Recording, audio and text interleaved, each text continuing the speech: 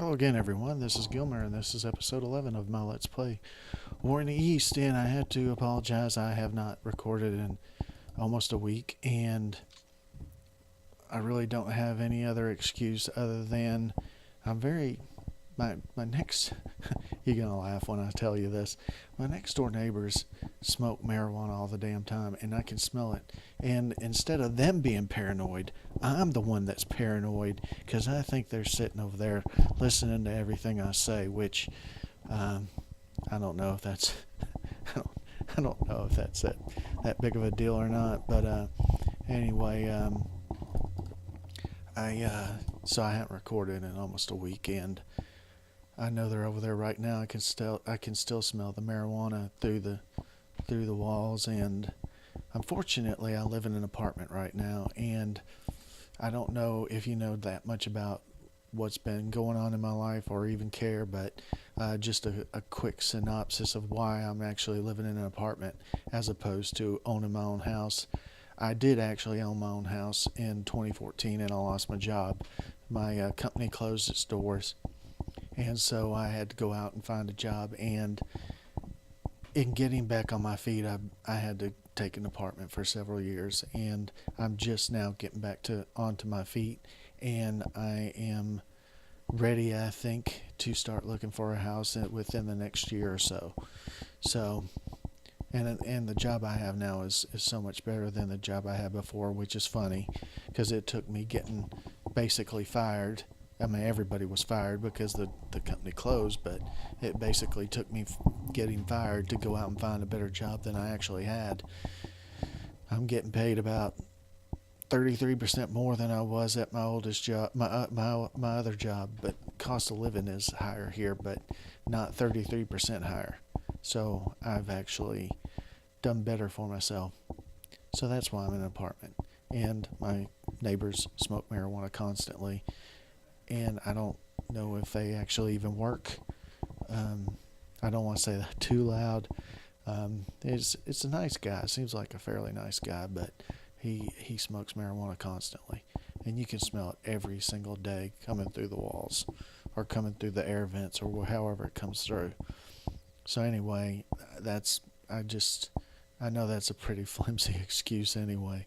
You didn't record because your neighbor smokes marijuana, and I don't know.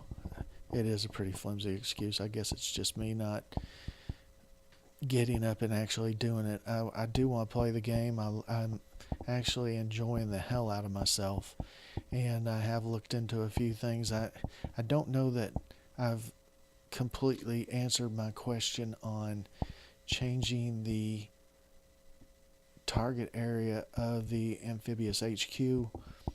I know that on turn one I could change it, and I would only lose 10 points, and immediately invade somewhere amphibiously on the next turn or something along those lines. But I don't really know that I can change it now, and I don't want to try it. Although I guess I could try it and then reload the save if it wasn't what I was hoping for, but that seems a little gamey to me, and I don't want to do that. So what I think I am planning on doing is I am going to go ahead and attack Sardinia.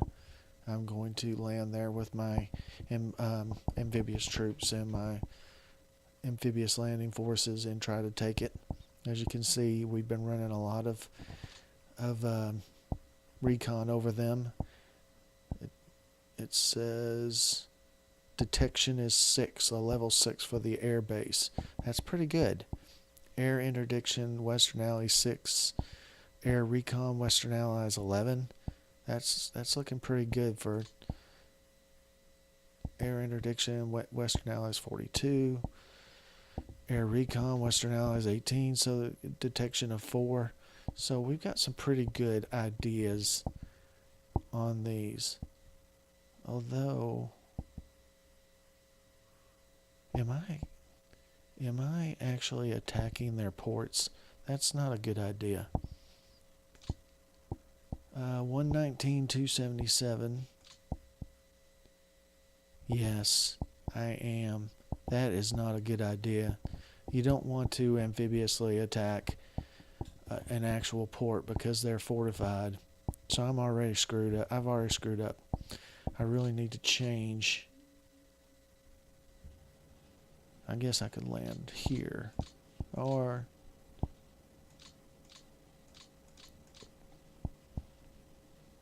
where's the best place to land?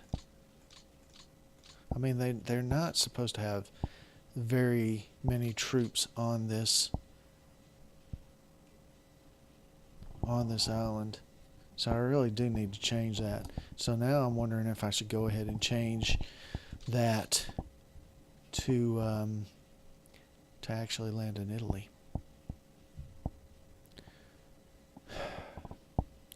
Decisions. If I change it now, I mean, if I'm going to change it, I need to change it now, because waiting will only screw things up.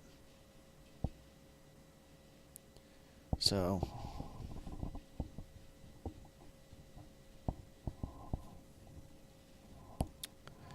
damn it. That's something that I didn't need to screw up too much on. Although I will say we landed here basically. I'm pretty sure we landed here. This is a temporary port. It's right next to Gila. I keep calling that Gila. It could be Gila for all I know. But it's right next to Gila. And we took damage.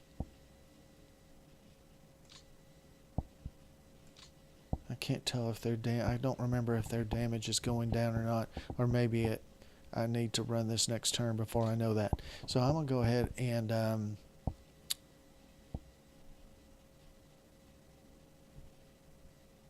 shit. Decisions.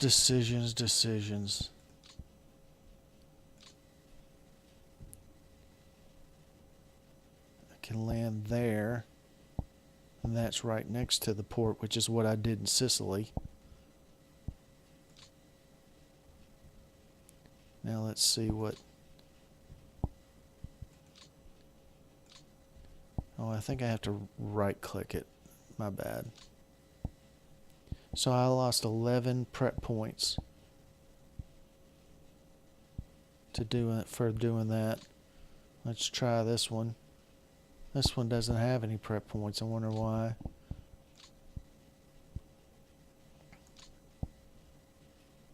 Oh, now he has 2. That's weird. He went from 0... Oh, wait a minute. I might have been looking at the wrong number. Damn it. Now I can't get it back to see. No, it has 12 points. Okay, I was looking at the damage number.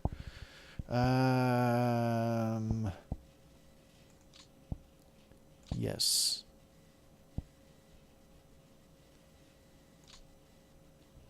Yeah, that's it. So he lost 12 points. Well, that sucks, but I had to do it. I really and really truly had to do that. So we'll see if this damage is going down. They say if you're in a port, an actual port, which Catania is an actual port. Noto is an actual port. This says a temporary port. Maybe I should move there. Now I'm in Gila, which is an actual port, and we'll see if the damage goes down. So it's time, and I've got all these guys on refit to get them up to snuff, and then I'm going to take these guys down next turn, and then I'll have all these troops ready to help take Messina.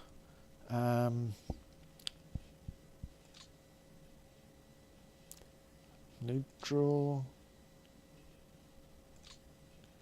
There are ferries here. I gotta make sure I do this right. I could put my troops, my amphibious units, here and here and see if that doesn't work. We'll see if that works. I'm gonna end my turn.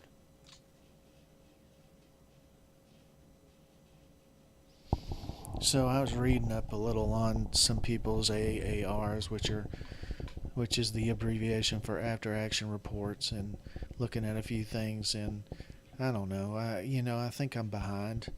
I'm a little behind. Some people invade Italy on the second turn. They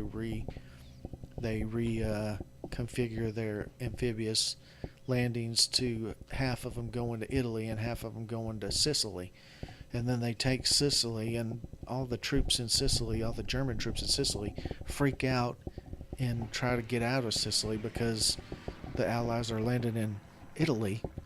And then, they once they take Italy, they invade from Italy. I mean, once they take Sicily, they set up their next amphibious invasion to higher up on Italy near Rome or so, and at the same time they take Sardinia. I mean, it's not anything like what the AI did.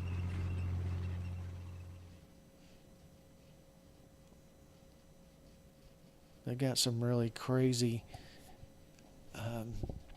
ideas out there on how to do things, but they get it. They win. They use those and they win, and that's pretty interesting. I mean, of course, the AI is easier to win against, and they say don't do this against a human opponent or you get hammered. And although one guy said the strategy he used has worked 3 or 4 times against human opponents, so maybe he was playing against very inexperienced players like me. I can tell you I played one scenario of War in the East against a human opponent, Bulla Scapa Flow, who's on Steam, and I didn't do anything right. I had a chance to have a good little scenario with 17 turns, but one, I kept thinking I was going to get stronger and he was going to get weaker, and it just wasn't enough time once I started getting moving. And 2, I just didn't do anything right. I've learned so much more since I played. I tried to do that full playthrough of War in the East and playing this, that I think I would do a lot better now against a human opponent, especially on War in the East. And I don't know. I don't know what I was talking. I guess just the general difference between playing against AI and playing against a human. So let's set our air directives. Holy shit, sounds like somebody's screaming. And then let's execute. Execute your air directives? I think I will.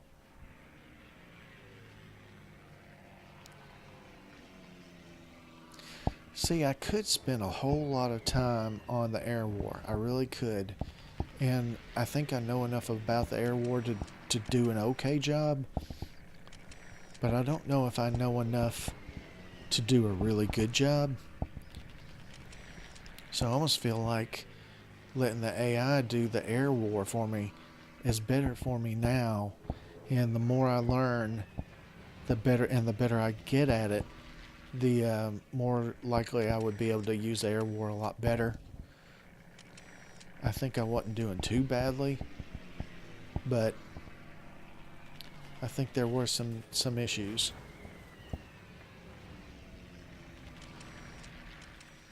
I don't think I was running anywhere near enough recon missions. That definitely was something. I mean, look at all these air recon missions they're doing.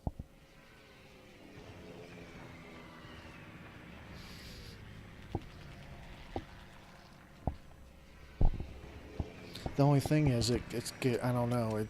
To some people, it might get a little boring to just see me doing the land war. I hope not.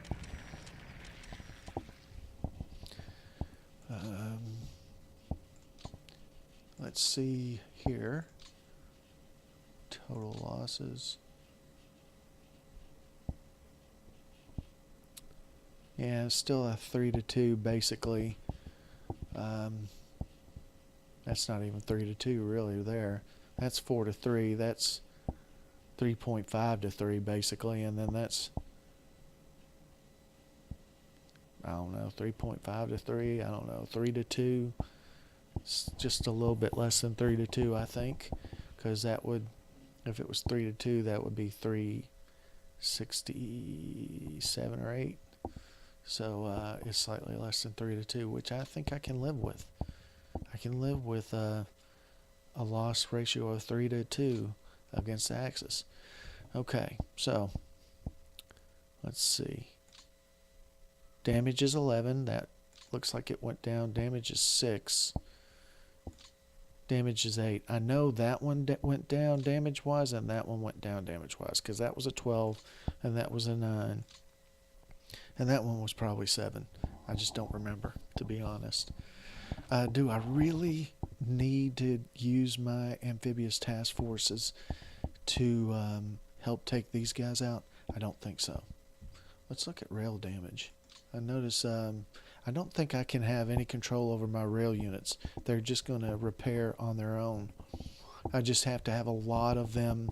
I got to make sure if I have an area that I want the rail to be repaired quickly, I need to have a lot of these rail repair units attached to the HQs so that they'll get out and start repairing all the rail.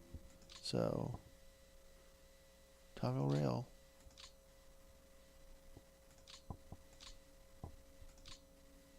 Oh, see, there you go. So I still have a pretty good amount. They're fixing it some, but not even close to being enough. So let's see. Oh, you can't do a hasty attack with 2 stacks. You can only do a hasty attack with 1 stack, and but you can do a deliberate attack with both stacks, obviously. So let's just do. They say they're in supply, but let's take a look. Yep, surrendered. See, that was a hasty attack, and it worked really well, actually. So I'm gonna move this one up. I'll move him up.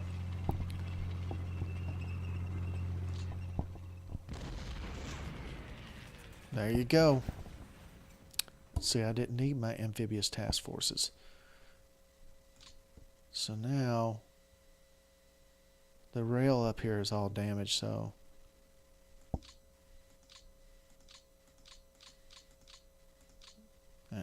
to hell with it.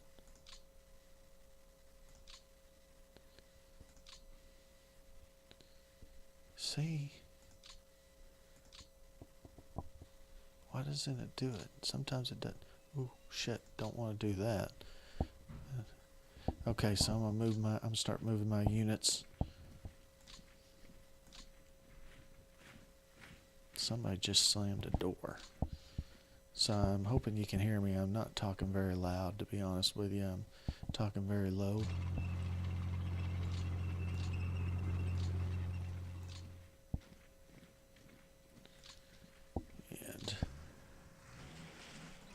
And then these are all rail repair units. I can't move them. I can move him up though. And we'll put them on reserve. Or that we won't. Who is he attached to? 13th British Corps. That's the 30th British Corps. Can I? So now he's part of the 30th.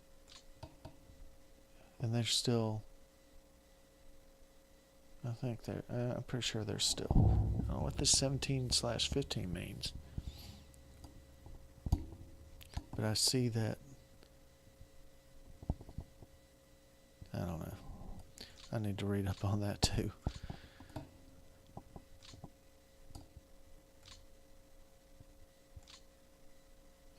Well, that's it for that turn, really.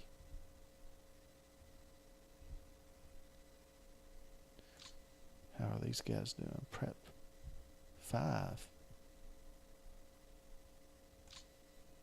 9.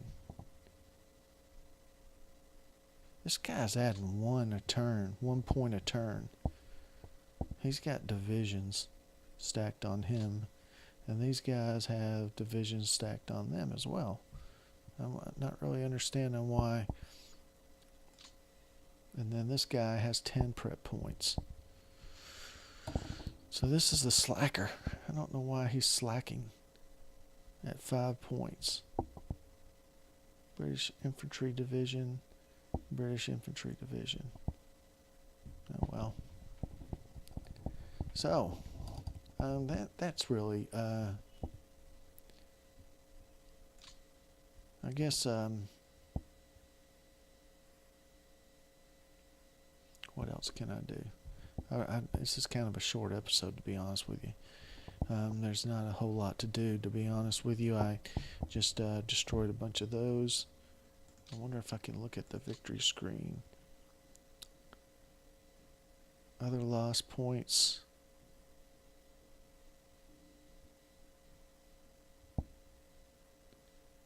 Last turn. Ends at start of turn 110. I don't see where I get points for destroying theirs, but I'm certain that I do on some level. As you can see, we have total attack 25, and then this is 12, so that'd be 37. And then I'm going to try to put this guy in reserve if I can. And if I can't, then I might move him up in the front lines. I know it's a airborne troop, and they tell you not to squander them. But I really, really, really, really need to take Messina pretty quickly, to be honest. It's just something that I need to do. And then once I take Messina, I can put troops. I can put troops into these ports on top of amphibious HQs and do an amphibious invasion straight from Sicily, which is what I want to do. Now, well, three task forces from Sicily and 3 task forces from North Africa. Of course, the 3 task forces from North Africa are coming to Sardinia, which a lot of people say is worthless, but they say Corsica is better. I don't know. I mean, I guess because it's closer. Yeah, it's a hell of a lot closer. You can probably, you could probably invade right there as you want. I don't see why you couldn't. So anyway, I think I'm gonna end this episode here. It's a short episode, obviously, and next episode I might take back over the air control and just see what I can do.